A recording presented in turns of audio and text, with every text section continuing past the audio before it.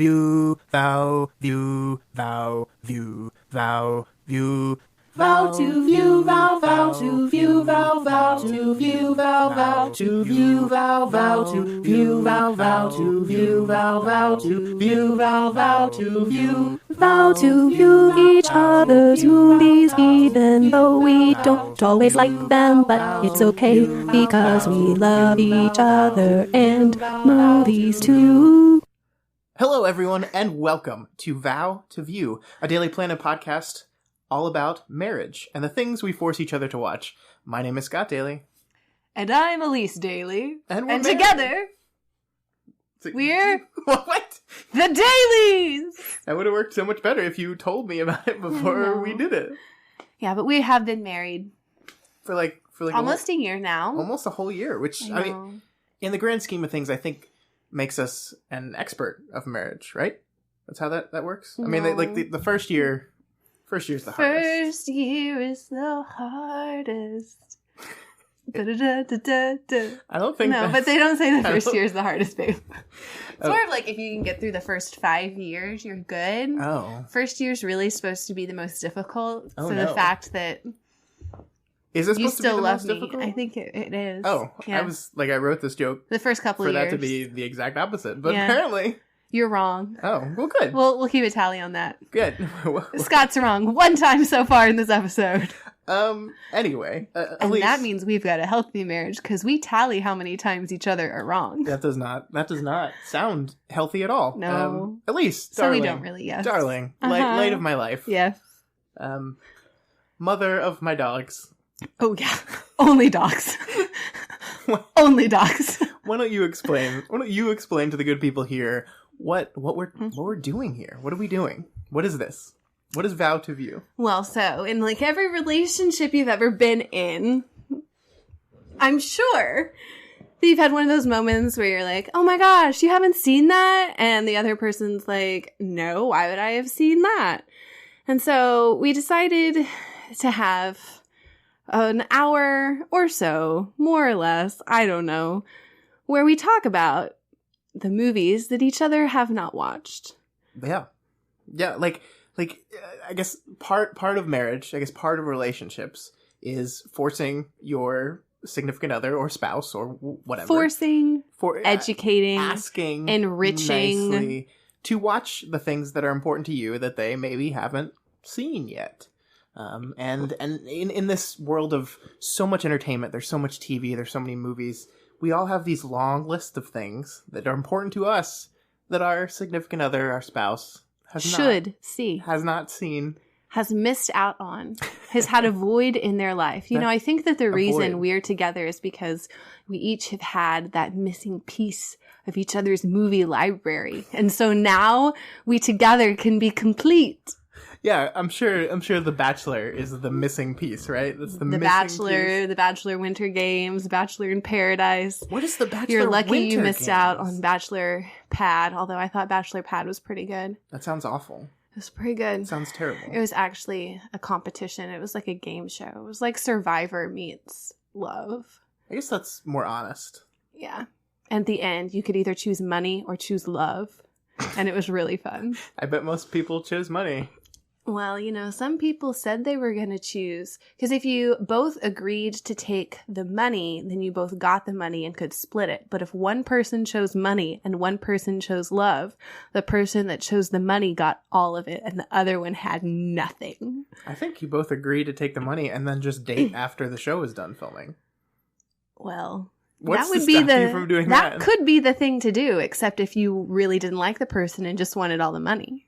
I guess that's true. Yeah. I guess that's it's true. pretty good. All right. That was a very quick diversion from what the topic of the show is. So yeah, but I think the general plan here is if the show is popular, we're doing, I guess we should say we're doing kind of like a pilot season thing. Like Amazon Prime does their pilot season where they release a one episode of a new show and then they let people come vote on it. And if the show gets enough votes, if the show gets enough attention, they decide, we're going to order more episodes of the show. We'll do a whole season. And I think that's what we're going to do here. So basically, Scott doesn't want to commit to having to watch all of these movies, so he's hoping that you guys give him an out. Yeah. So if you really want to have him suffer, or not really suffer, because I think a lot of these are really good, he just hasn't seen them yet, then I think you should vote for me. Yeah, so 2018. I think if you like this podcast, if you like the show, let us know. Let us know in the comments. You can email us at dailyplanetfilms@gmail.com. You can YouTube, Twitter. Let us know what you think. Let us know if you like it. Let us know if you want to see more. And if we get enough positive response, it will happen. But I guess we should, after we say that, actually do the thing that we're trying to get people to vote on. So, I guess so. The plan is every week we will each pick something that the other person has not seen or does not realize the importance of yet, and we will make them watch it. And then we will come together here to talk about it, to talk about why that's important to us, what the other person thought of it, what we learned about each other through the entertainment that we have picked, and we'll see if it strengthens it strengthens the heart of our marriage, and I would guess that's gonna happen, right? I mean, strengthen the heart of our marriage. Yeah, I'm trying to be really flowery and I love you, and I just thanks. want. I love you too. I can't even finish that sentence without laughing. I don't know what that says. Anyway, yeah. Let's get what does into that it. say? Let's get into it. Get into it. So this in our pilot episode of Vow to View, possibly the only episode the way this is going. How rude. Elyse, you go first. What did you pick for me to watch on the pilot, the most important, let's say, episode of Vow to View? What did you pick? Okay, so I picked a movie that I really can't believe you haven't seen. And what I had noticed in the number of movies that you have not seen, even though you claim to be a cinephile, is that your musical section is rather on the empty to very low side. So there are a lot of musicals that I grew up watching, and I was trying to think of which one is the best. Now, I don't necessarily would say this is 100% the best, but I would say that it is really important to my family and to love, if we're talking about love. Why are you going to say love like that? Anyways, so we watched and we'll be talking about The Music Man. The 1962 Music Man. Film adaptation of... You'll never guess. The Music Man. Not very creative adaptation title. So, anyways, the reason I chose this is because I'd been singing all of these songs that he didn't know anything about. And so, have to show him why I'm singing all of these songs. That's number one. Number two is when we were little, we heard the story about how my mom was actually the librarian, Marion, in a college production of The Music Man. So that's why we first had to watch it when we were little. And then we just wanted to watch it all the time. And after many times of watching it and asking our parents their first, interaction, how they met story, we found out that my dad had actually first spoken to my mom before her production of The Music Man. Aww. So it's not only just a great musical with lots of fun music and great things to sing and pretend, but it has a lot of meaning to me and my family. So now you're part of my family and you have to like it. That's just an adorable story. I know. It's the best. And you know what? I liked this movie. I have not seen a great deal of the classic Should we tell them musicals. what it's about? I guess we should. Yeah. At least what is The Music Man about? So basically, this guy named Harold Hill is a con artist and poses as a salesman, a town salesman. And his whole scheme is to go from town to town trying to form an all-boys band. And so the movie starts and they're on a train with all the other different salesmen and they're talking about, just the business and all that in general. And then they talk about this guy named Harold Hill and about how he's trying to con everyone out of the business and how he's bad for the name. And so yeah, he makes traveling salesmen look bad. If he goes to a town and rips them off, all the other traveling salesmen can't go to that town anymore because they catch wind of one salesman in town. They're like, no.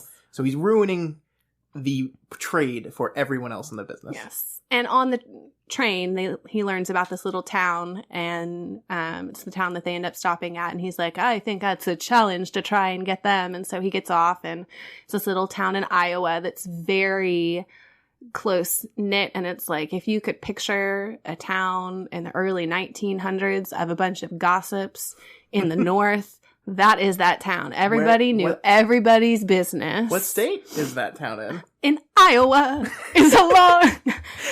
Anyways. See, I just wanted to see but, if she would sing. Know, Because she's if going you to be really want to know, this entire Howard Hill says he's from Gary, Indiana. Gary, Indiana. My home, sweet home. Anyway, so there's a lot to it, but that's the basic premise. So he's at the town. He's trying to build a band of little boys, and you need to like a just for band. instrumental purposes, band of little boys. Purely. But then there's the problem because there is actually a music teacher in town who happens to be the librarian, Marion. Yeah. So Harold Hill, who was played by Robert Preston in this version, who apparently looks a lot like Dick Van Dyke, according to Elyse. Because she mistakenly said it was Dick Van Dyke. He's in a lot of musicals too.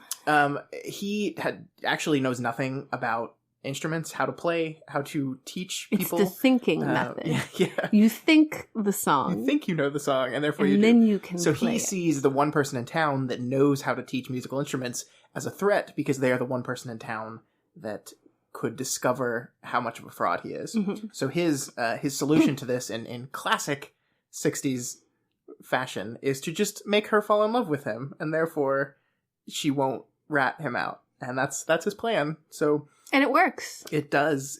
Spoilers, I guess. I don't know. Are we full steam ahead on spoilers? I think we have to. I just spoiled it, so I think we're full steam ahead on spoilers here. This movie is 60 years old, so yeah. I don't really think that. I think we can go ahead and spoil it. If you haven't seen this movie at this point, you should. You should pause this right now. And actually, I completely agree. Go watch this movie.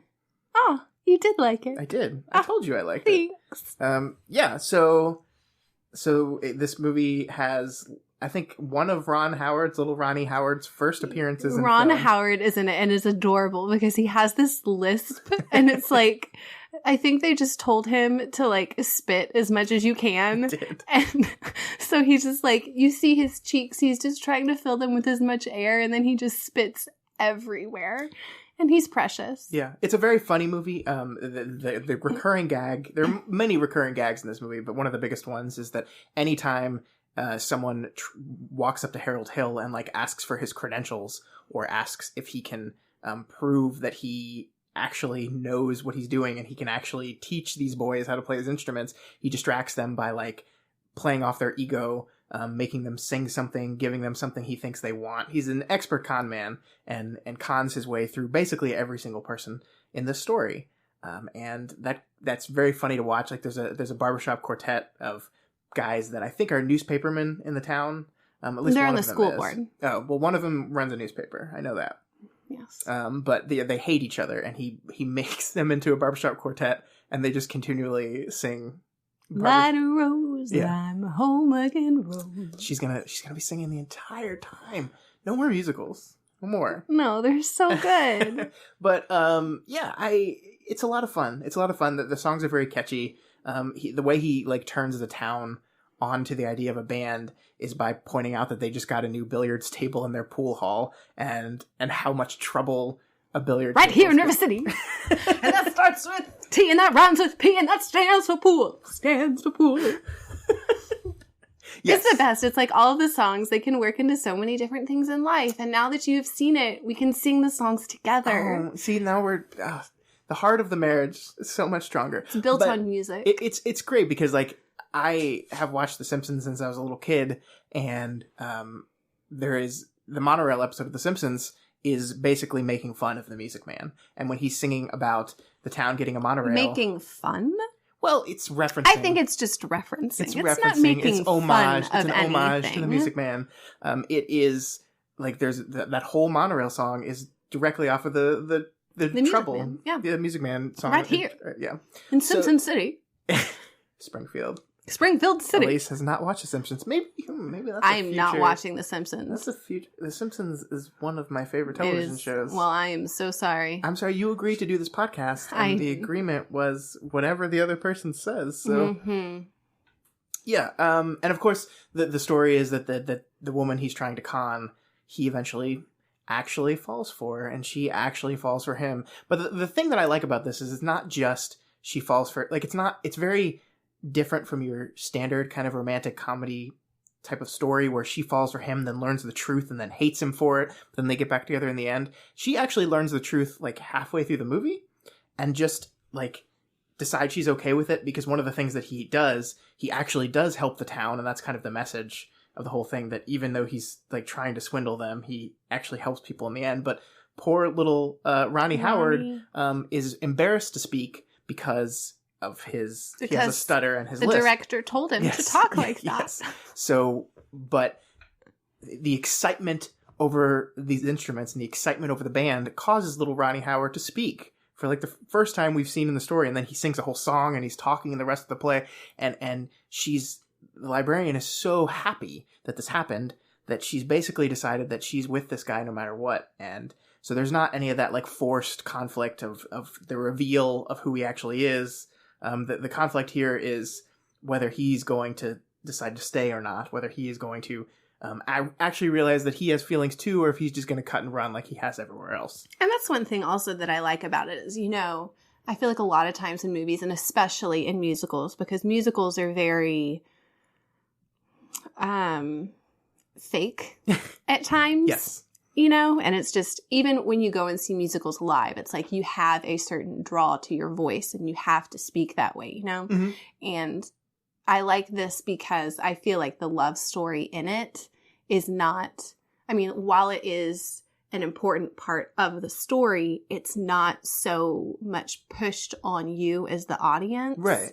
And so it's very subtle but beautiful, and I love the song at the end.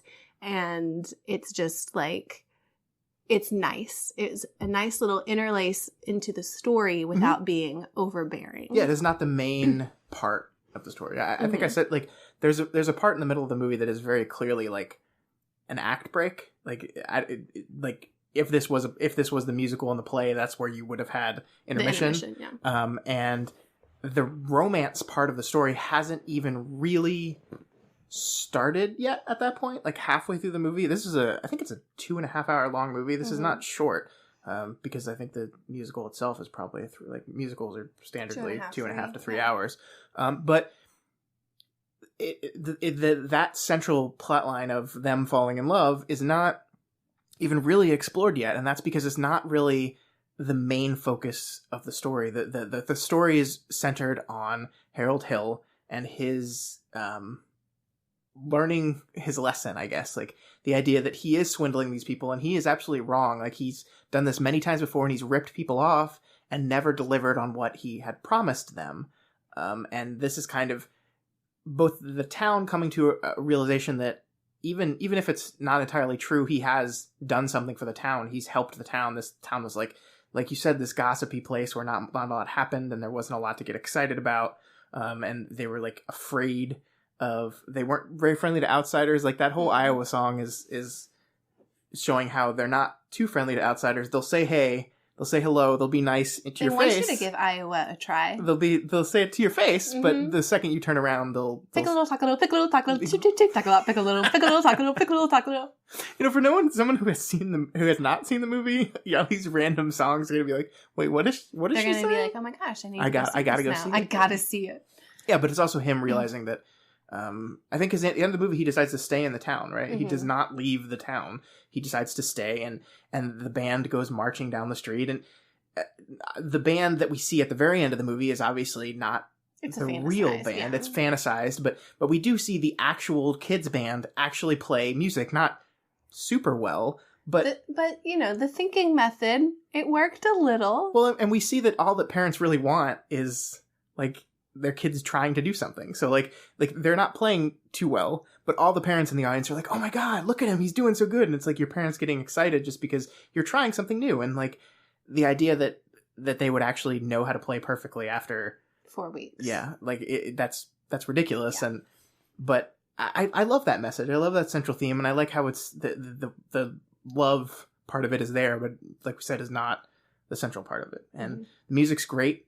The first song on the train, like you loved that. I really did, because there's no backtrack to it. There's no music. It's just guys singing to the sounds of the train engine, like ramping up and then eventually slowing down. And they like go along with the chugging of the train at their song. And I think that's really inventive and cool. And I like it a lot. And yeah, I had heard of this musical before, but I'd never seen it. And I'm glad I did. And I hope we get to see it like live someday. I don't know if it's still playing live anywhere. I think it's... You don't think there'll be a revival during our lifetime? I don't know. Maybe. I don't know. Everything old is new again. You're pretty old. Thank you. You're welcome. So I'm new again. That's what you're saying. I guess. Yeah, so anything else? The Music Man? I love your story. I love that. Thank you. Like, it's funny, as we were watching... who played the librarian character again? I can't remember. Shirley Jones. I loved, like, imagining your mom in that role. Because she'd be perfect. Yeah, I mean, like, yes. And it's like the way that Shirley Jones sings. I don't know how to describe, because I'm not a music guy, but that the certain tenor that she has with her voice is, I've heard your mom sing that way before. She is a soprano. There we go. That's Yes. the word. She sings very high. Yes. I cannot do that. Yeah. No. And actually, I thought it was interesting that Robert Preston, who is Harold Hill, he was the original on Broadway. Like, that was his role. I didn't know that. And they were trying to get a couple other people to play it, Frank Sinatra being one. I don't know if that would have Cary worked. Grant, That probably would have who worked. he turned it down and said that he would only see the movie after it came out if Robert Preston was in the original role. Oh, good for you, Cary Grant. So, yeah, I love Cary. We'll see some movies by him, too. But Shirley Jones actually beat out the original person that was on Broadway for the role. And so she's really good. I don't know. I've never seen, obviously, the original. She's probably no longer with us. And even if she was, I doubt she could hit the notes. Yeah. But... Wow. I'm just being honest. Your No, you're voice right. changes. You're right. You are right. I'm not going to be able to sing this good in a couple of years. A couple years? I am getting old couple fast, babe. years. I'm getting old real fast. An old 29, it just... There were bells So yeah, that's the on music, the man. hill, I liked getting to see this part of you. I never... I'm trying to be romantic over here. Me too. No, you're not. Singing You're the- singing like an old Singing lady. the love song to you. Um, You love this side of me? yeah, I mean, like, this... I was watching this musical knowing how important it was to you, and I could see why. I could see why this is important to you. I could see why you liked this so much and why you picked this as your very first thing, because this is very you.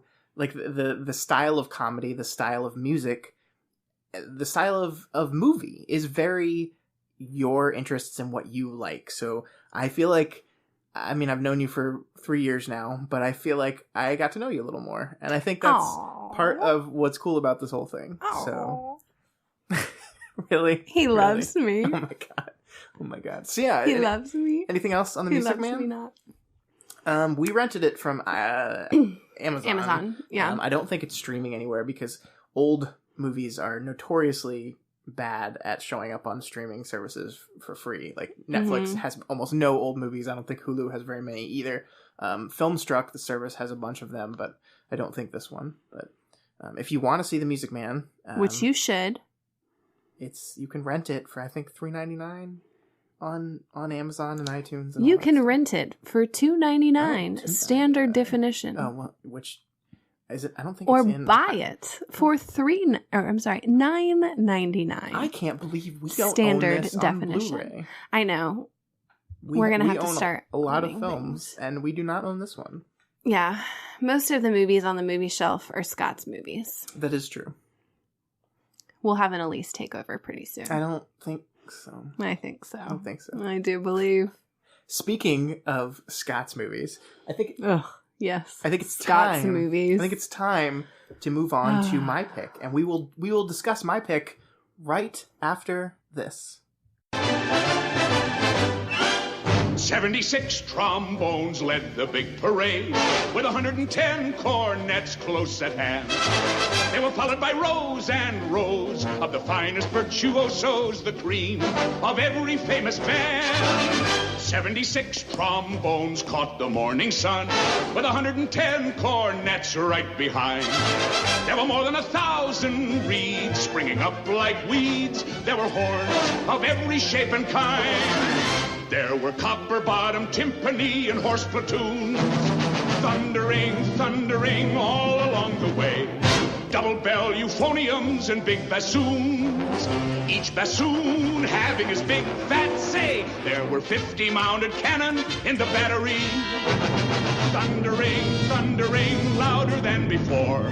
Clarinets of every size and trumpeters who'd improvise a full octave higher than the score. And we are back. And we're here now to talk about my movie.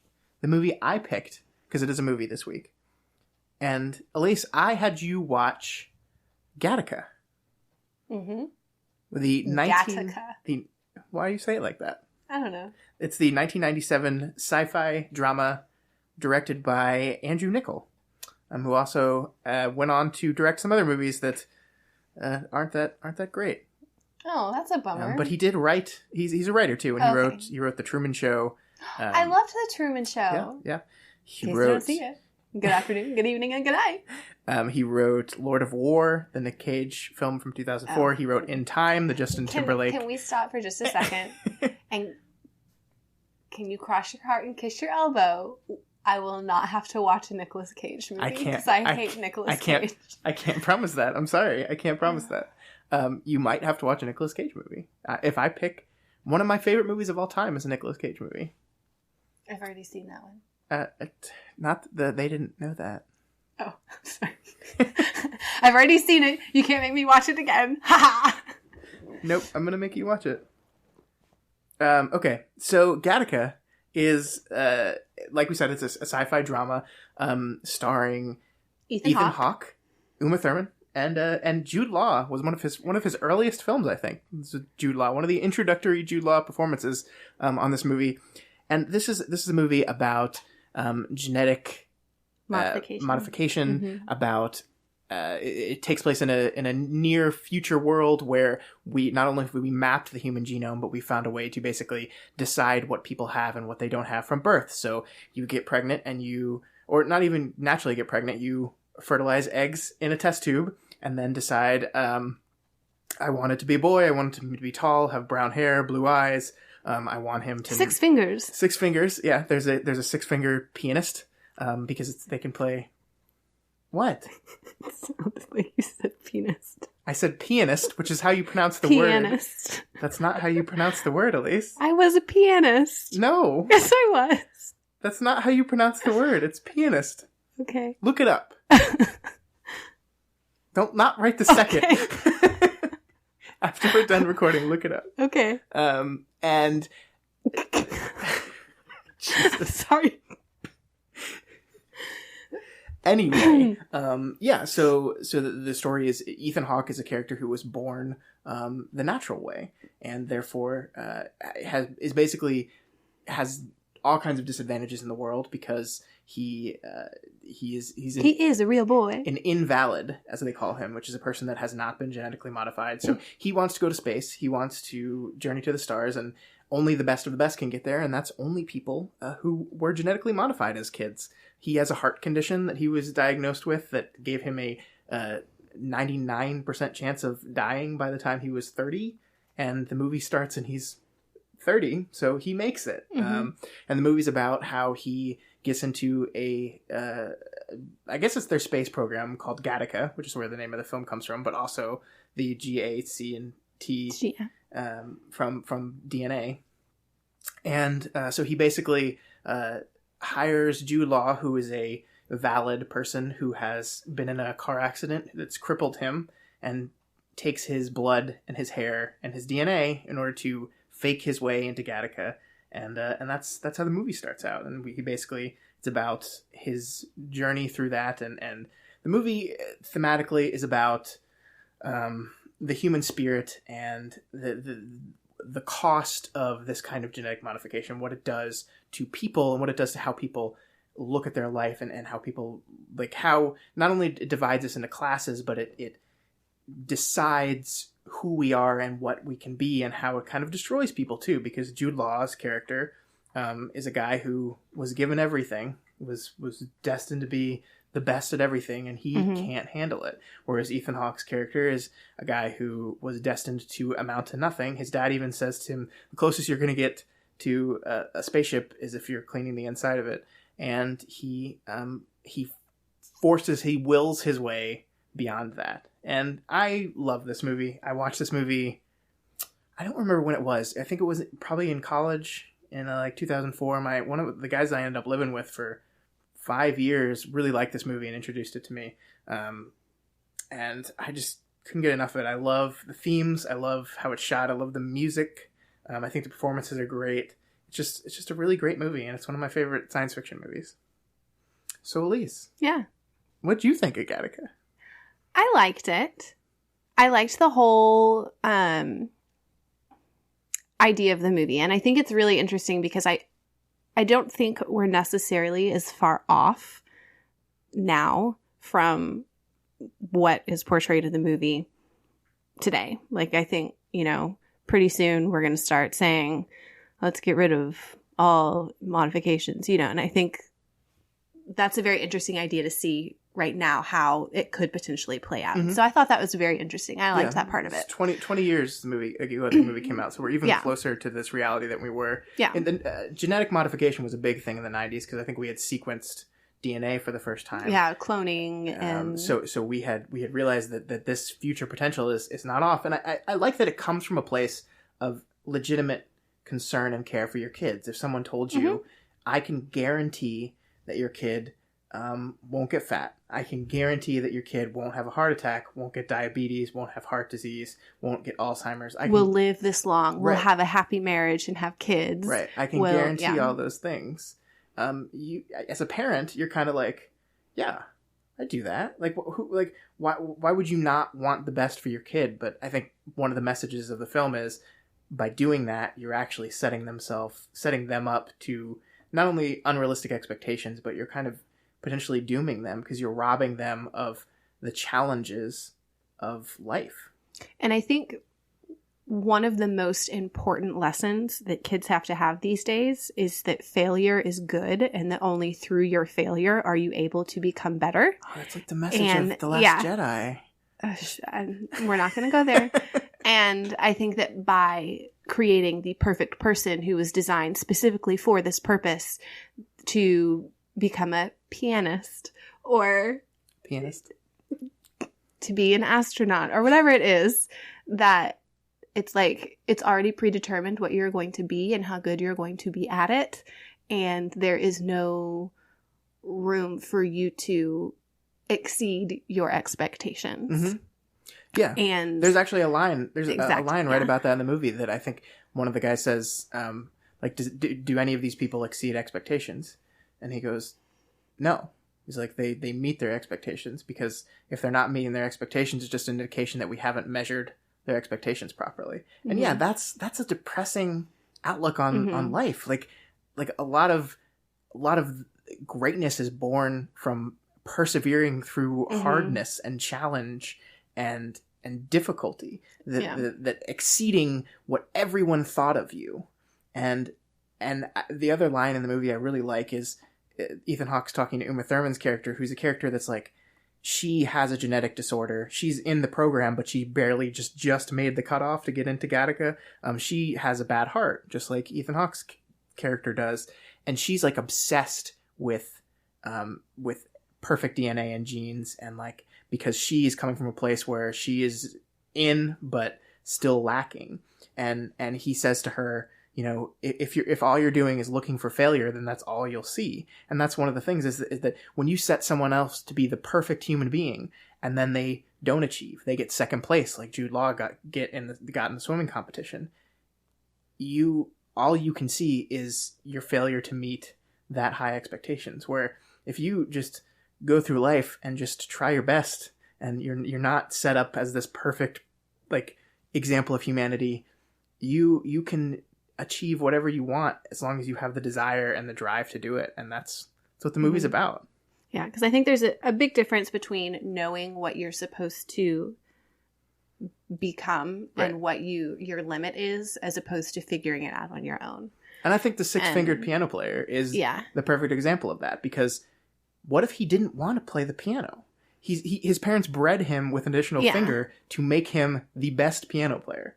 And what if he wanted to be an astronaut? What if he wanted to be a swimmer? Like, the movie gets down this road of you have your set path, and this is where you belong, and you cannot break past it. And there's a lot of parallels here. Like the best science fiction, I think the movie talks about, like, reflects back on class in our society, racism and classism that were rampant throughout our history and still are everywhere today. Like, I mean, I think they say specifically that the racism in this movie has gone beyond skin color. The classism has gone beyond have and have nots, money and not money, and gone to just DNA. Like I think Ethan Hawke says they've brought science to classism, and it's a great reflection on our current society and how we do these very same things with a different method of discovery in our current society. That back, you know, before the civil rights movement, Black people were told you literally cannot be this. Women were told you cannot do that, and still are. And I love science fiction that reflects on that teaches something, that shows us a far off future as a warning of where we could go, but also teaches us about where we are. And I really like that. I'm talking too much. I'm sorry. This is you supposed to be talking about what you thought of this movie. It's fine. And so, I mean, I liked it. I enjoyed that part of the story.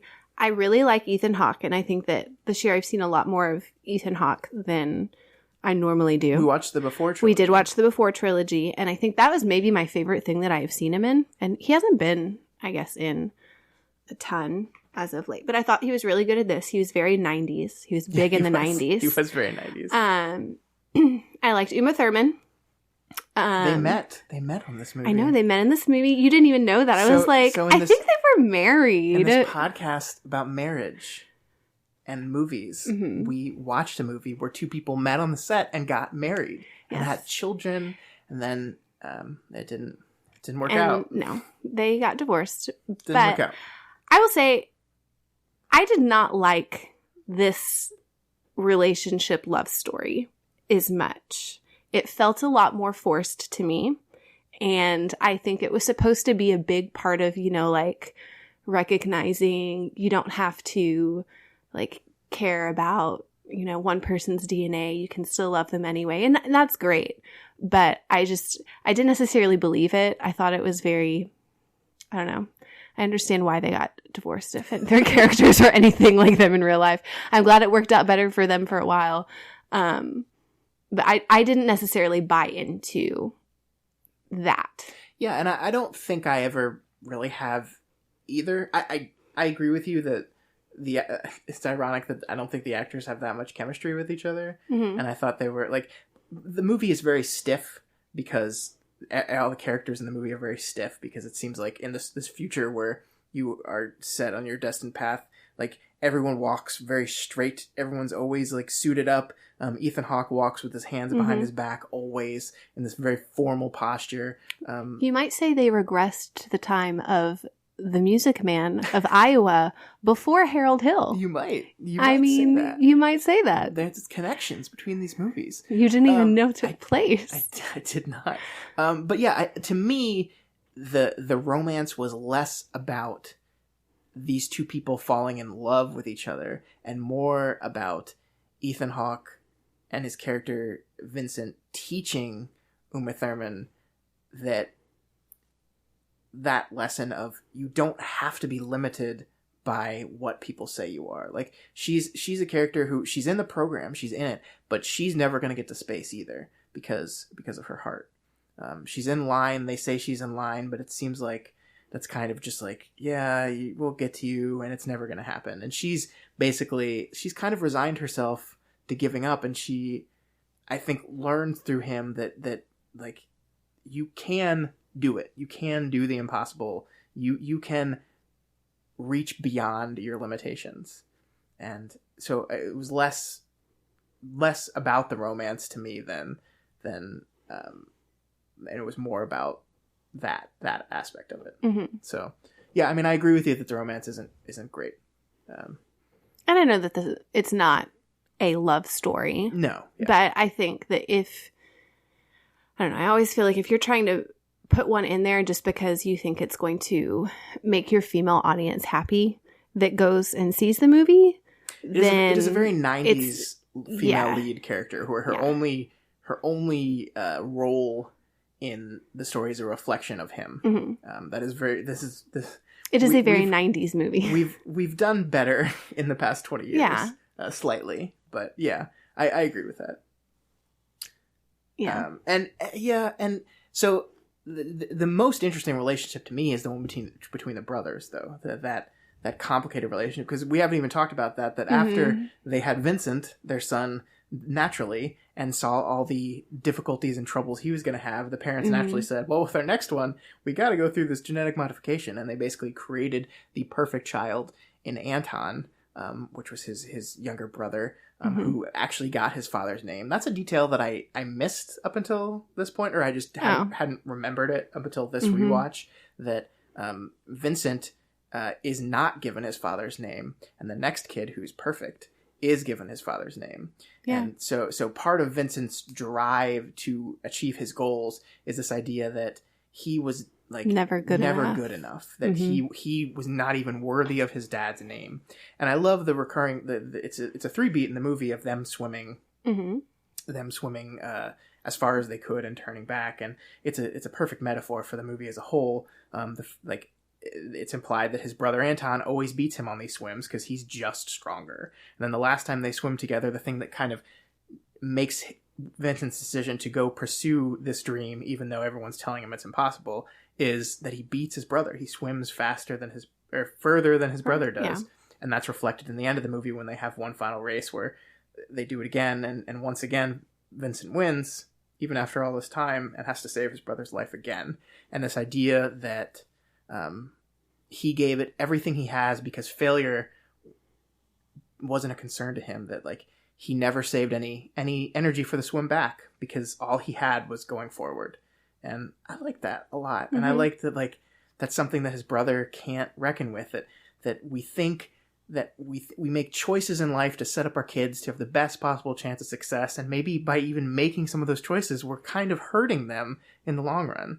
Well, I mean, he saves his strength because he knows that he's strong and he can make it so far, and that he has something else he's supposed to do. Right. And so it's like, I can't let this happen. I can't be reckless and keep swimming. Yeah. And the kid who's like, I've got 30 years. This is all I have. My parents aren't happy with me. I'm going to keep going because what else is there except to keep going? Yeah. And that's exactly his infiltration into Gattaca is, Mm-hmm. I have nothing to lose.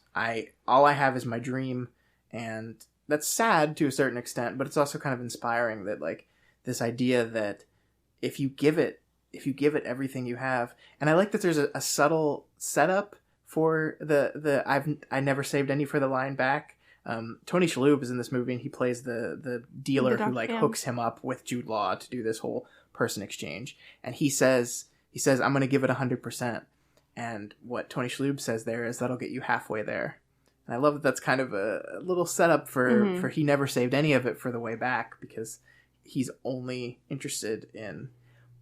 But I also like the movie ends with Jude Law. It's revealed throughout the movie that Jude Law wasn't in an accident. He tried to kill himself because he couldn't deal with the pressure of this existence of the expectations on him. And in the end of the movie, he does kill himself, but he leaves Vincent with enough of himself, enough blood, enough pee, enough hair follicles and stuff to continue to be his character, Jerome, forever. And I like that that's a hint that Ethan Hawke has been doing everything for none of it saving anything for the ride back. And here we have this hint that maybe after this, after he's achieved his dream, there's a life for him somewhere here. And I like that too. Mm-hmm. I liked it too. I did really like the message, and minus the snoring dog. Yeah, there's a snoring dog in the background. I don't know. My dog's a really heavy breather. It's being picked up on. If you can't hear it, it's pretty loud. We tried to lock her out of the room, and then she scratched on the door and cried. So she loves me a lot. It might not even be on mic, and they're just talking about things we can't. So yeah. So did you learn anything about your husband through the fact that he picked this movie? That this is one of my favorite science fiction stories. No. No. Okay. I don't think so. That's a bummer. Yeah. I mean, I know you like science fiction. I'm not surprised that you like the movie.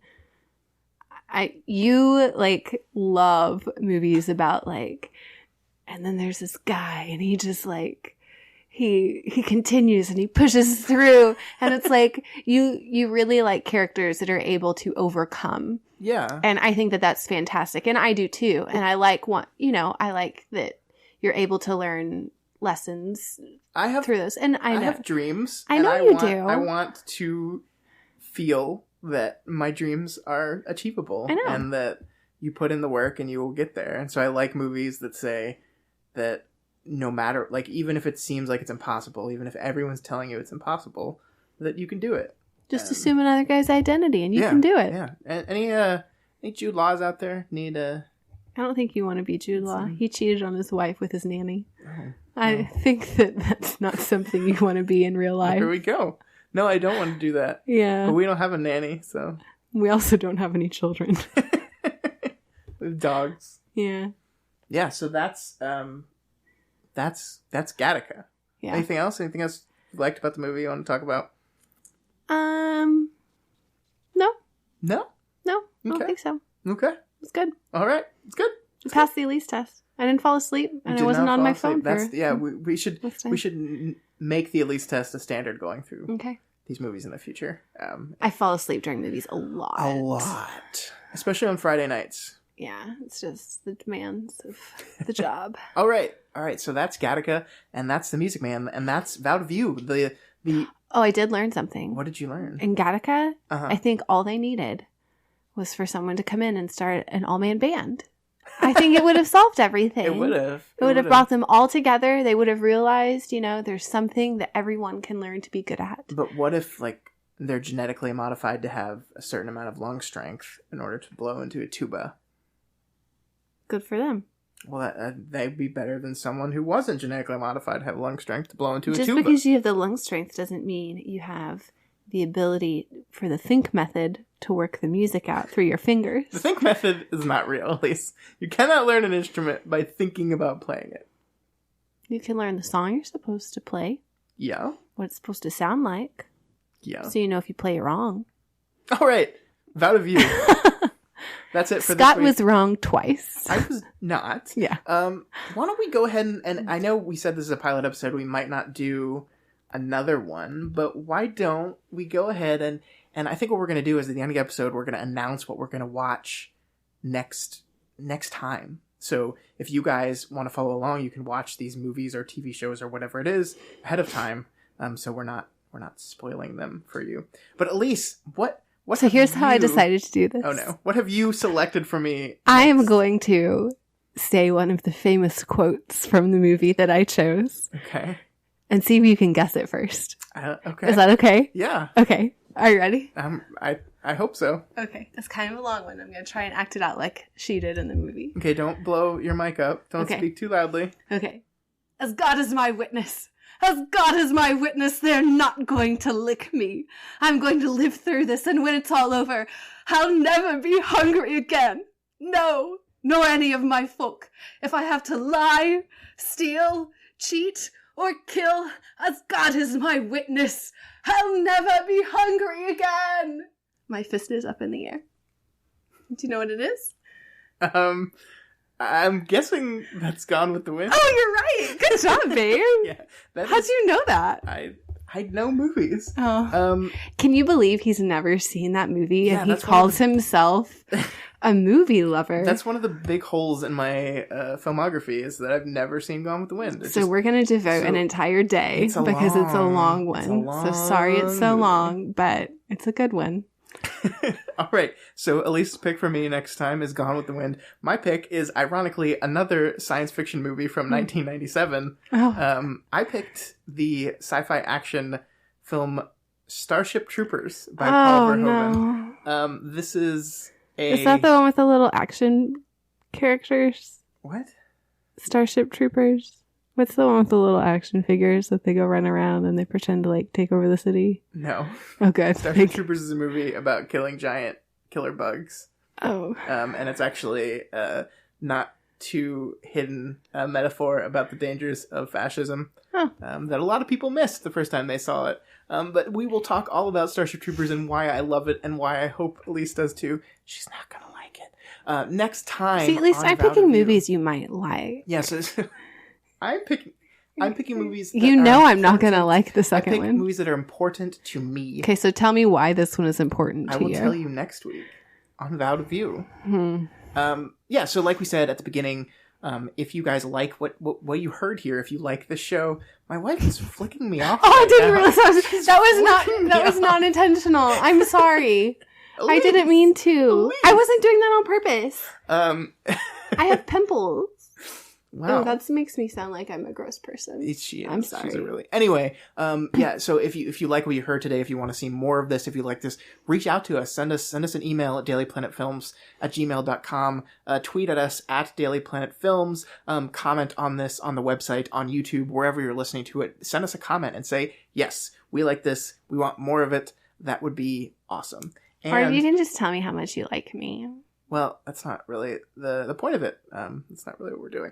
And if you want to see all the other podcasts we do and more, you can go to dailyplanetfilms.com and see everything else we do there. We're back. It's 2018. Yeah, so all our podcasts, we took Christmas break off, but we're back in the new year. We've got all of our old shows coming back again. We've got some new shows besides this that we're going to be testing out with you. But keep the old. So check us out at dailyplanetfilms.com. And hopefully, if you guys like this, we will see you again sometime soon. Bye. 76 shapoopy. I didn't get to sing that song. It's pianist. That's how you say the word. It's pianist. I'm gonna look it up.